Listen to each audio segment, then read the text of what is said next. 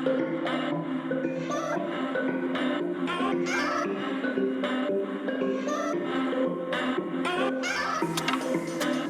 mean, around April, March of this year, we had a lot of social media trend, a lot of social media talk. People were, the hashtags like toxic bosses were on trend. People were saying Gen Z were sending HR to therapy.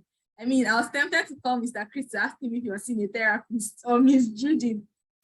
It's not the issue of whether you are in a different class. What is expected of my age mates or the baby boomer is what is expected from the the Z also.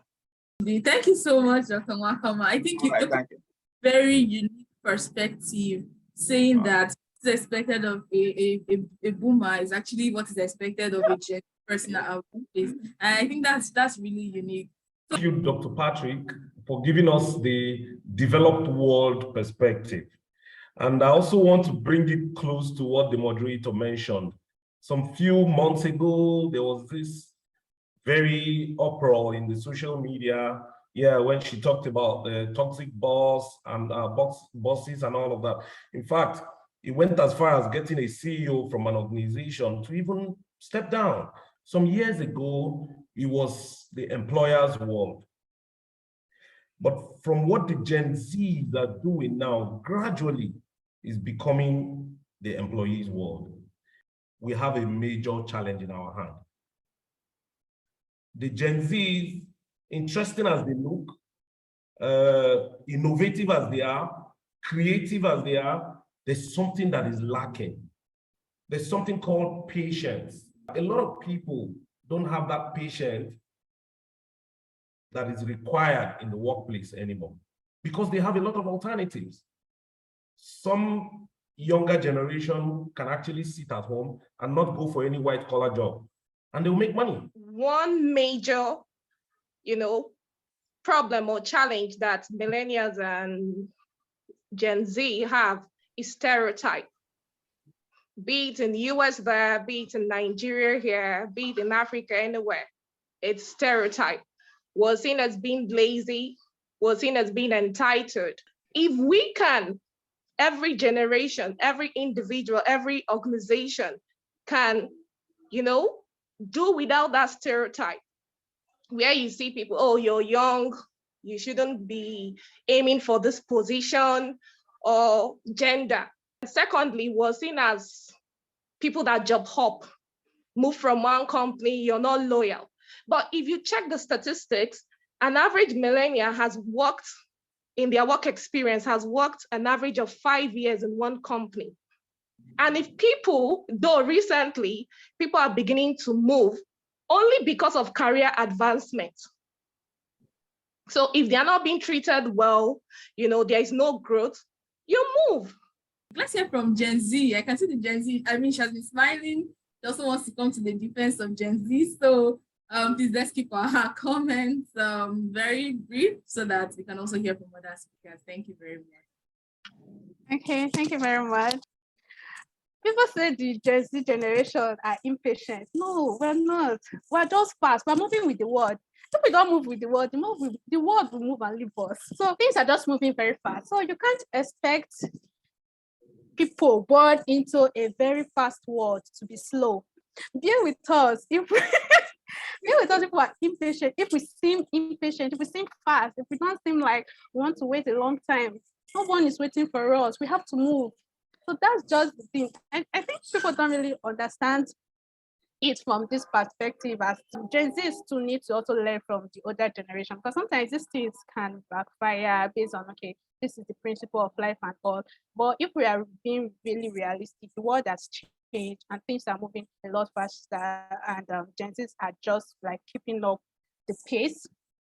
The way the Gen Z think is that, okay, if you give me a work that is going to take 2 hours to do, I am going to find the shortest way to do it, for even if it takes me 1 hour 40 minutes to find the shortest route to do it, I would find the shortest route to do it and do it in 15 minutes, because next time you're going to give me that same work, it's not going to take me 2 hours to do it, it's going to take me 15 minutes to do. So most people think that Gen Z just wants it to be fast. The thing is that Gen Z actually pay their dues And then they start doing things fast and look like magic. It's not magic.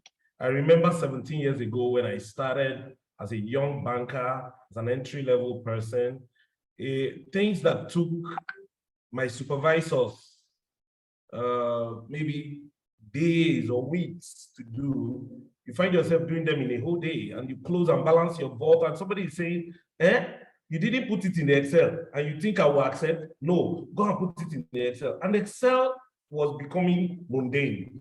So we created certain things that were faster. It's not about victim. Nobody is the victim here. Since we know all this, the next question is, how do we break or bridge this gap? How do we, what do we do? Practical steps to ensure that the millennial can understand the baby boomer, the Gen Z can understand the Gen X, and everybody can work together, you know, and ensure that we have a very cordial working place. We ensure that we improve productivity at the workplace. We ensure that organizational goals, organizational objectives are achieved at the end of the day. The aim, the total aim of this whole generational or bridging the generational gap is, first of all, to get the job done. You know, we have to keep our eyes on the ball. We have to stay focused, irrespective of our generations. So as long as you can do the job should be given to you. And this is the way we do it over here in the US. You know, when I started, I said we have different age groups. You know, my boss is 76 years old. He's very, very sharp. He's even sharper than me. Okay, but coming to my own generation, I will say that generation actually is not monolithic. You know, I may have the quality of Generation Z. I may have the quality of the millennium. You may be surprised. So let us not really box ourselves up and say, geez, this is where we belong. It's not really the case. So what I will urge my own age group is for them to learn. And I mean, that's what I do. You know, I mean, we go out for trainings so that we are not going to be left behind. So we have to foster a sense of belonging. And if we do that, it will lead to, you know, providing mentorship, collaborative training. When we talk of mentorship, most times we tend to say it can only come from the elderly, which is not true. You know, the baby boomers or Generation X, they can, you know, give training on real life experiences and share, you know, managers' best practices for you to be able to get up to your, you know, pinnacle of your career ladder. While at the same time, millennials and Gen Z, you know, can teach them or train them on technology. So I think the first one is mutual respect. I think both the baby boomers, the Gen X, the millennials, and the Gen Z should understand each other and respect everybody around them. I don't know about every other person, but I think we've had a really interesting conversation. We have just 1 minute to go, but I'd like to recap the solutions that have been proffered by each of our panelists. So I think the first thing here we have is that we need to have mutual respect. You know, I mean, being a Gen Z person shouldn't make you disrespect a baby boomer or a Gen X person because you feel he or she doesn't understand you. You know, I mean, we also have to be open to learning new things. You know, if you're a baby boomer, you weren't born in the technology era, but now there's technology, you have to be open and willing to learn how to go to Facebook, learn how to use Zoom. You can see that Dr. Wakama was driving. Yes, he was still doing Zoom. Many people that in that generation, maybe back home in Nigeria or somewhere, might even have a challenge, you know, but I mean, that's a very good one. You know, we also have to be willing to commit to the process. I mean, you want to jump to the end, yes, but there has to be a process to things so that you make sure that the result you're getting is sustainable. It can stand the test of time.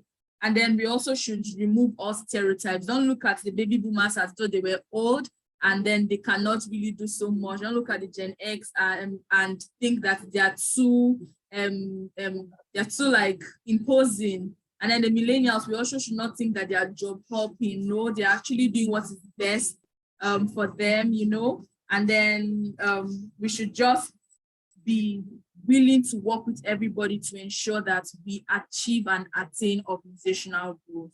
So thank you so much, everyone. To all those who joined us on Facebook Live, thank you. The name of our organization is Center for Social Awareness, Advocacy, and Ethics. CSAAE is an international non-profit organization that is dedicated to helping young people build the capacities necessary to become critical actors in achieving a Nigeria of our dream, achieving an Africa of our dream.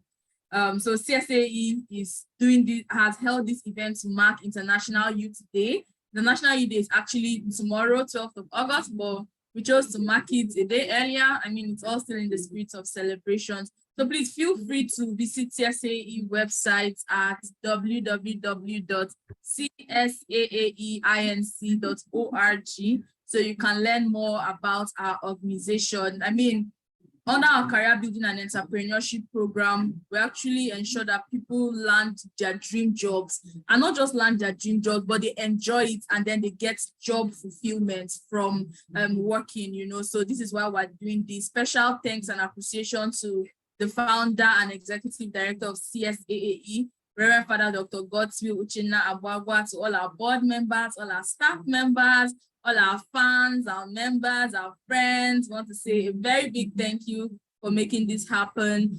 To Dr. Patrick Mwakama, Mr. Chris Nakwe, Ms. Judith Okafor, Ms. Namani Mwabuba, I say a very big thank you to you for honoring our invitation and sharing with us from your wealth of experience. My name remains Ekon Francis Kachinelo. I'm the Chief Operating Officer at CSAAE. Thank you, everyone, and enjoy the rest of your day. Bye for now.